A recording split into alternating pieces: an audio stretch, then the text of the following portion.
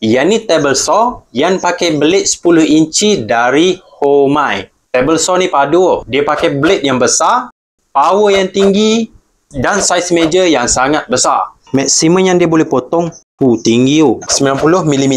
Untuk belah kayu sekali jalan je ni. Kalau condongkan dia punya mata ni 65mm. Maksimum yang dia boleh potong ni sebenarnya tinggi. Kayu yang paling tebal pernah saya pakai pun 50mm macam tu. Kalau yang ni 90mm. Kalau untuk gerja kayu dah lebih dari cukup. Dia punya fence ni korang boleh tengok dia punya scale dekat bahagian sini. Belah sini pun ada dia punya scale. Dia punya cutting gauge ni mudah untuk potong sudut, yang susah dia punya tempat adjust untuk sudut mata dia ni, tolak je macam ni dan lock terus. Dia punya sudut ni boleh tengok dekat dia punya scale sini.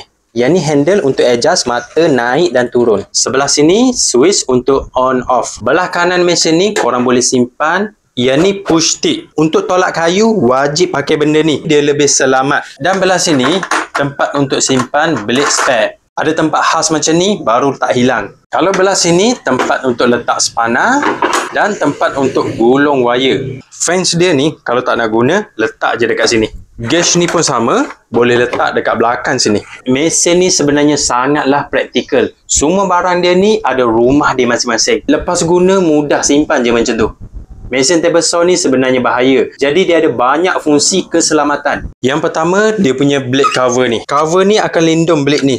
Kalau blade terbuka macam ni, saya nak pakai pun seram macam ni. Cover dia ni boleh buka-buka macam ni. Dia ada lock dekat sini. Dan satu lagi fungsi keselamatan yang jarang ada. Kalau korang tengok dekat dia punya kaki tu, yang ni anti-tip bar. Besi ni untuk elak meja table saw ni terbalik ke arah sini. Masa potong kayu, bila tolak meja ni terlalu kuat, meja ni boleh terbalik tau. Jadi besi ni function dia untuk elak meja ni terbalik.